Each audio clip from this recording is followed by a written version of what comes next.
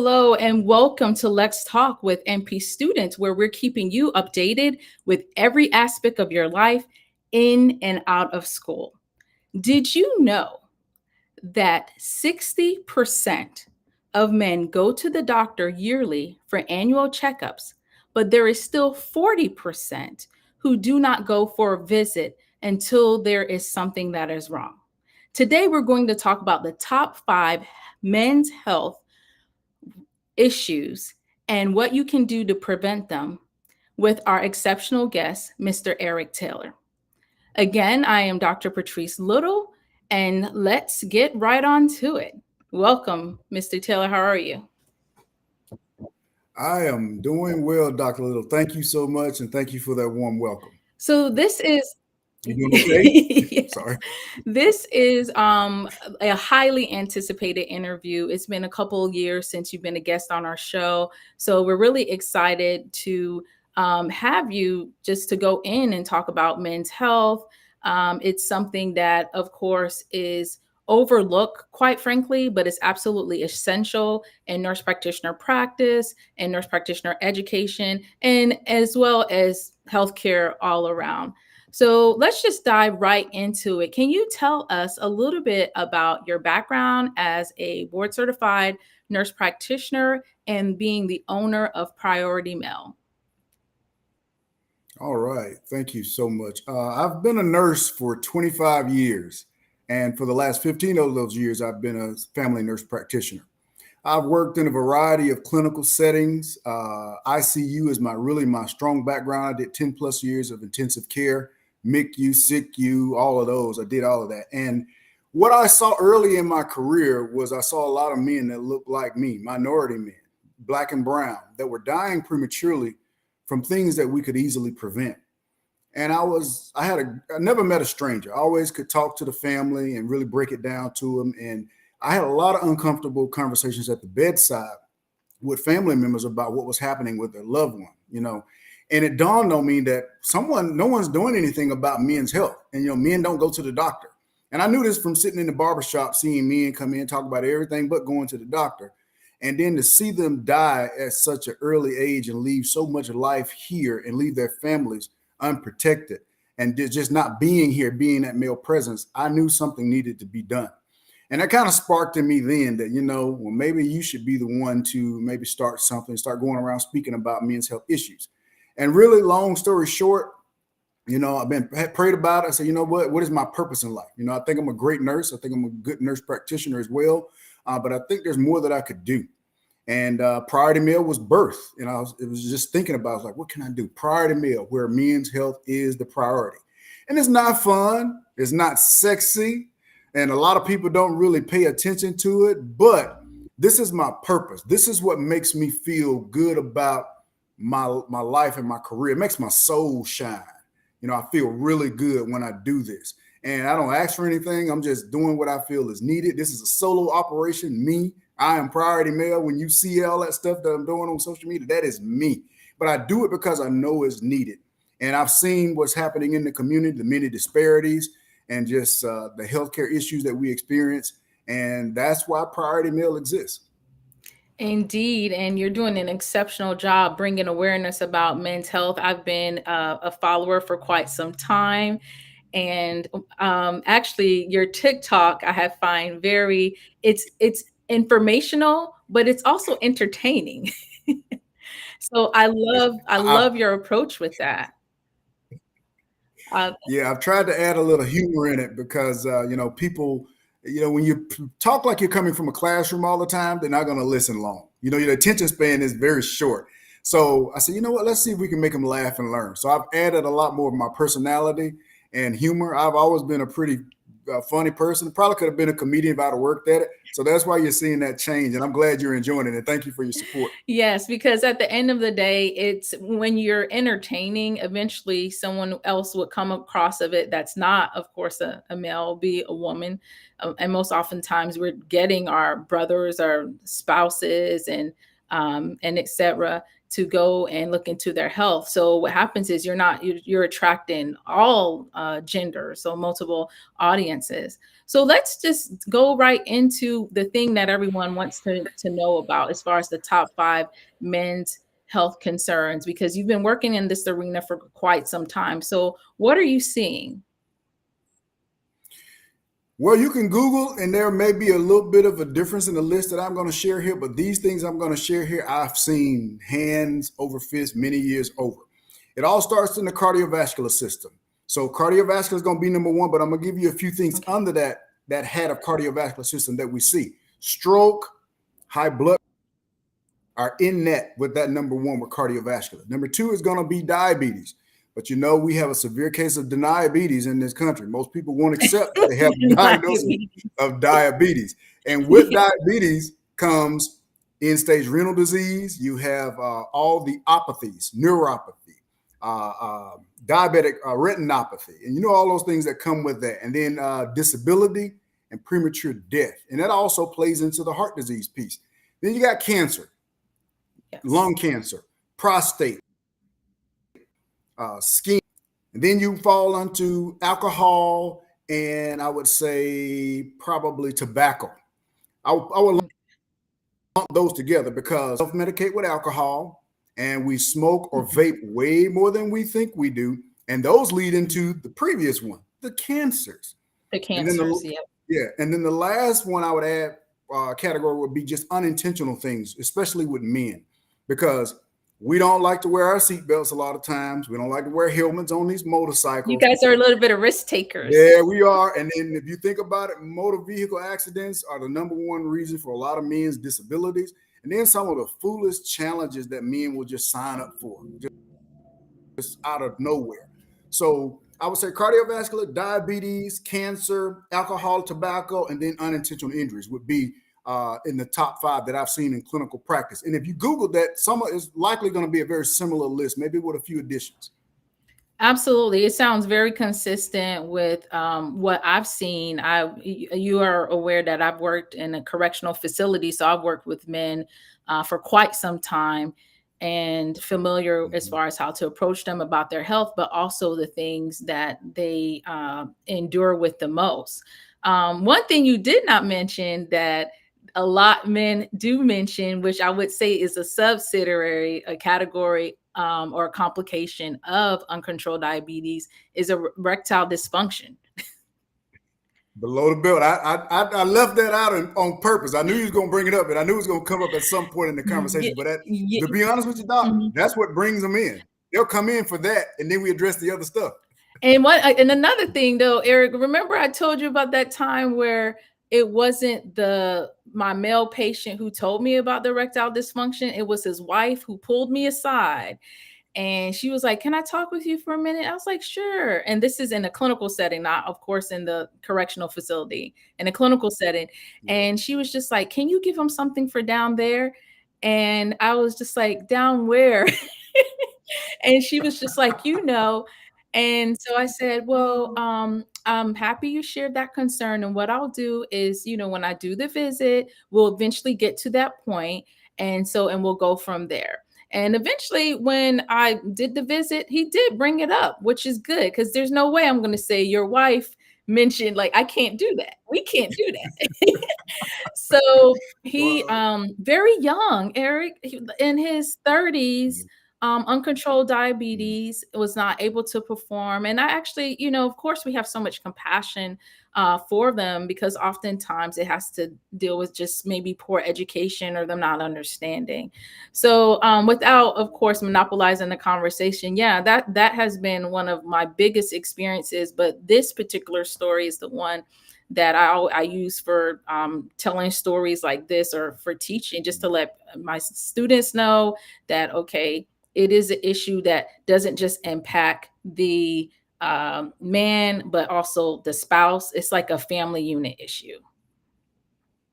That it is. And thank you for sharing that wonderful story, Dr. Little, because a lot of times the men will not feel comfortable enough to open up to a female, especially a young female, about, below the belt issues, because for men, that is a pride thing. But, when I talk to them, Everything is fair game. And a lot of times when they come in and they see me out the gate, we are below the belt. We don't talk about it. We start there. And then we work our way up or work our way Okay, down. so you don't do a head to And toe assessment. You pretty much work your understood. we start at the belt line and we work up or down. And then, I've explained to them the risk factors. And then we go into those five, the list of things that could potentially be a cause. A lot of them have high blood pressure that's undiagnosed or being poorly Okay. managed. As you mentioned, they have denied diabetes and they're not managing it well. Some of it is psychological. Some of it is, again, the weight gain. And then some of it is just men don't know how to express it because of the way men are raised in this country.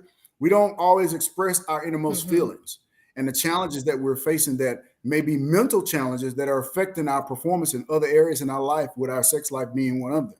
So I find a way to drill down with that conversation and get into them, and talk more about it, and then develop a plan that's unique to them to get them on board to get that better control. And I really love that you have made that your priority, hence your slogan, making men's health a priority. Because again, it's most of the time, especially when I think about like going to NP school, we focus so much on women's health. In fact, there's a course on women's health, but there's not too much on men's health and how to interact with just with men in general, especially just like you mentioned, like being with me being a female provider, making sure that I set the tone where the environment is very inviting and they're comfortable to share those concerns. Now, that's usually one of my strengths. So one of my strengths. So I may not be the best example, but in general, that sometimes a lot of times men do have a challenge with speaking to female providers. Do you have any insights for us, for the female providers, on how we could better approach men in a clinical setting so they could be a little bit more transparent and we're able to provide better care? I mean, have an inviting personality like yourself, be down to earth, receptive, and I always try to let them know that I'm not perfect. I always tell my patients, I am perfectly imperfect. I'm just like you. I'm a man. They see me with the stethoscope and the uniform. They think I'm some superhero and I don't experience life. I got all the same challenges you got. Trust and Okay. believe that. So that inviting personality will open them up and they will really let their guard down and relax. Now, but still being female, I'm just going to be honest with you because I know how men operate. I know how we're wired. If he sees you as his dog, forget it. You can be as Okay. inviting as you want to. He's not going to probably talk to you about it. Unless the conversation lends itself to where he has really no other option. And he's going to talk around it. He's going to come up with all kind of ways to not say it directly and hope you figure it out. And then you bring it up and then he'll address it. But Yes. it's Mhm. it's it's a I've experienced challenging, that. difficult. Yeah, it's difficult for female providers to do that. But some of them really have a good ability to do that. And for those that do that, hats off. I salute you for doing it because you're definitely reaching a lot more men when you're able to reach them in that area. So And forgive me for over talking with you. I was concurring. Like I have seen no that problem. in practice quite some time with the if they feel like you can be a daughter, but then also in the sense that even sometimes the teenage boys, because they're developing, I've noticed that there's a quite some discomfort as well. Yeah, I mean, it's just that's a private Okay. area, and you don't want another female that you're not maybe interested in to really look at it, even if it's a Okay. professional. And there's a lot of apprehension behind that. And I've seen young men that have had testicular cancer, and they have seen providers before that were female, but would not bring it up until they saw me. And then I see them like, well, man, why didn't you say something? Man, she a female, you a man, what you got my same parts, what's up. So I can understand that to a certain extent. I'm not making excuses for it, but that's just how men operate. But some men just they don't care. They let it all hang out, literally. So Mhm. so if you're Yeah. fortunate to have a patient like that, it makes it a lot easier. But we're trained to do some things that from the textbook that you kind of have to relax sometimes when you get in unique settings like that to get to the crux of the matter and address the health issue so you can help the patient. So Thank you. So you're let's switch gears for a bit. We talked about the top five men's health issues. And I wanted to know, like, what types of like resources out there, because you have an exceptional platform, but are there any other types of resources that men could go to as far as maybe finding a just to get help with understanding their health? yeah, there are several. If you were to Google men's health, there are quite a few out there. Again, men's health is not a very popular topic. It's not popular and it's not followed by a lot of people. But there's the Men's Health Network. They do a lot of work in promoting men's health and mental health around the world. You have there is one specific to Black men. It's called, and I wrote it down. It's called the Black Men's Health Okay. Project, and it's you can Google it, you can access it. They do some great things in the community. Then you have Black Men Heal, and this is one that's really good because it focuses on mental health, and this is something that we don't do a lot with men in our community.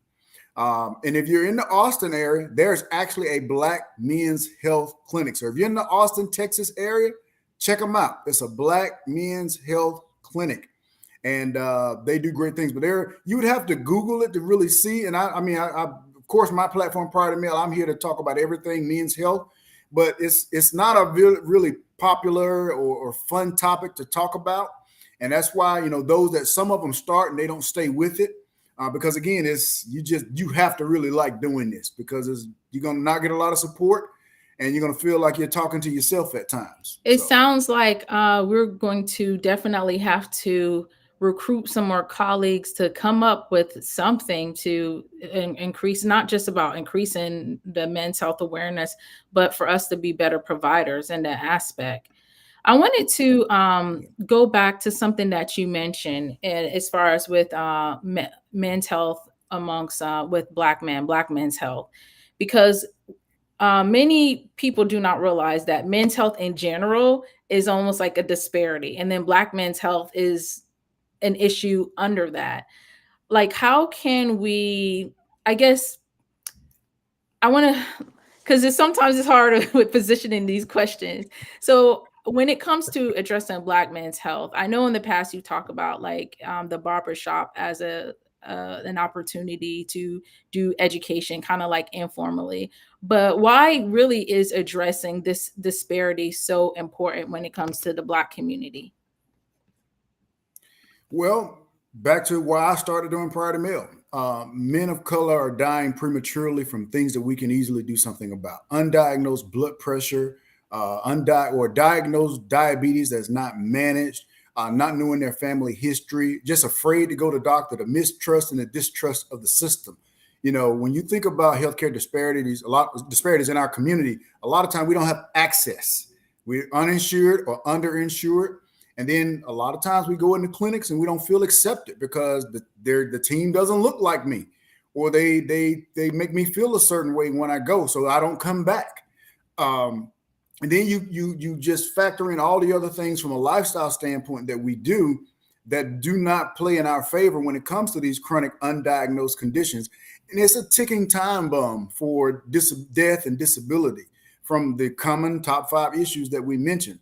So I mean, bringing awareness to it, I always try to meet men where they are. I try to go to a lot of places that men are. I obviously don't have any product for the barber, but I still go. And when I'm in there, I'll hear them talking all kind of noise, and I never let them know that I'm a medical provider. I just like to listen. And it's amazing. There are some of the most half truths and whole lies are told in the barbershop. And I'm going to tell you right now, if you listening to some of that information and apply it, that's the quickest way to the grave. So you need to be careful. But I have partnered with a barbershop here in Houston, one of my good friends. And we've done several health fairs at his barbershop where we've had the dentist there for dental care. We've had nurses there checking blood pressure, checking blood sugars. And then I've done presentations on, high blood pressure, diabetes, and all those things that I know are needed, and just trying to get them to tap into the system, the local environment of healthcare providers. But it's still a challenge. And then so that's why I'm on social media, because I know a lot of people are on social media. And as you said earlier, I'm attracting, my audience is probably half female, maybe a little bit more female than male. And I find that a lot of the women are reaching out to me to get me to do a topic so they can share it with their dad, their husband, their brother, their significant other. And I have no problem with that, because women are 3 times more likely to go to the doctor. And because of what y'all do, y'all try y'all best to get us there, but men are just stubborn. We won't go. So it's an uphill battle with sounding the alarm and reaching men. Men just don't feel the need to go to the doctor a lot of times. And then COVID has really changed the landscape when it comes to priorities. And be honest with you, health is put on the back burner. I've experienced that firsthand in practice. So, yeah. Every time I have you as a guest, you just drop so much like wisdom. And I tell you, I sometimes I'm like, man, I don't ever want to stop this interview. But I I don't, because there's so many things that are, it's like invaluable, and where I feel like I could definitely use it for myself, and for those who are tuning in live, definitely put in the comment section if you feel like you could use it for yourself, in the sense of, for me, just like you mentioned, educating the men in my circle and making sure they take care of themselves. Now, with that being said, I've actually heard that men who are in like relationships are more likely to, I guess, have their health needs addressed than those who are not, because of that factor, because we Yes. encourage them. Is that true at all? And because I Yeah. don't know where to find that, but that data, but I've heard something along those lines. That is true, Doc. Yes, men that are in committed relationships with a significant other that cares about them and they care about them typically do better when it comes to their health from a number of reasons.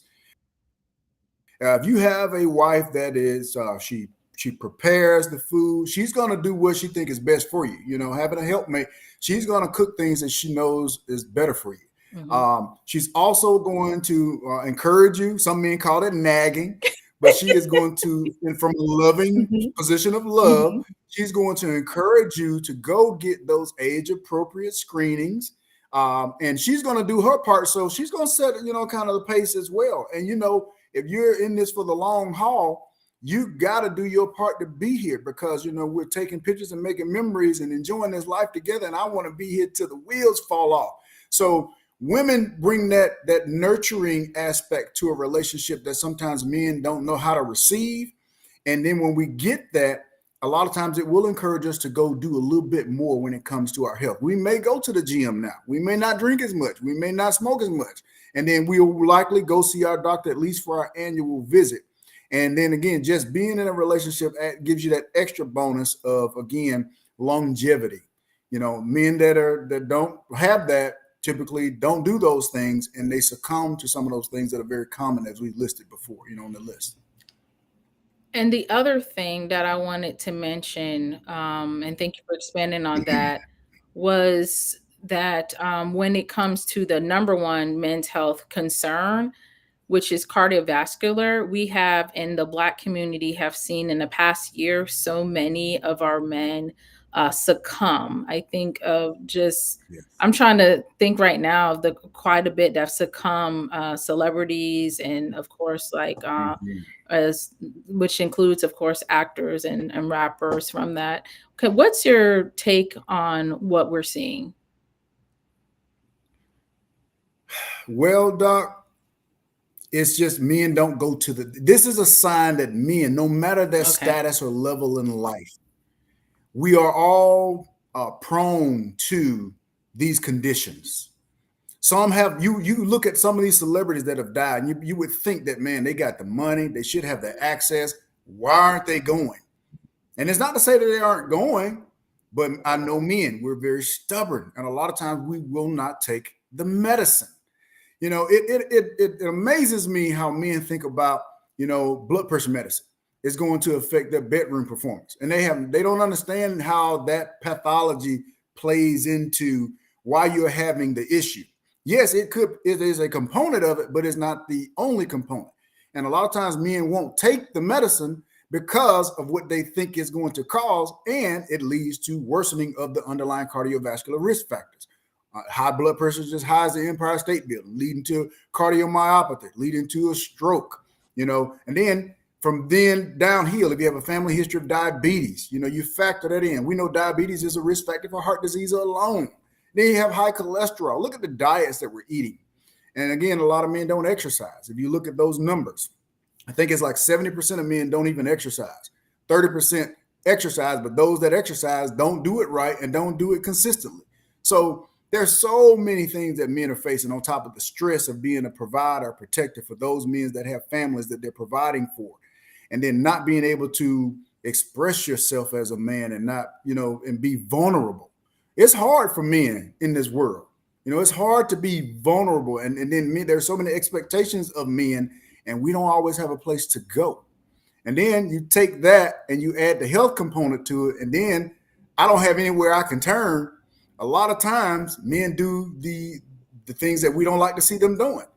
They either take it in their own hands or the hands of the condition that they have that's underlying, that's not being managed, takes them away. And it's hard. It's hard to see it, Doc. But yeah, that's kind of where it is. Well, you shed so much light on the top five men's health concerns. Again, the cardiovascular disease, the diabetes, the cancer, and of course, substance. I don't want to say substance abuse, but substance use, as in alcohol and tobacco. Yeah. And then the last one, what did you mention again? Was it a mental? The And unintentional injuries. unintentional. Oh yeah, the risk taking.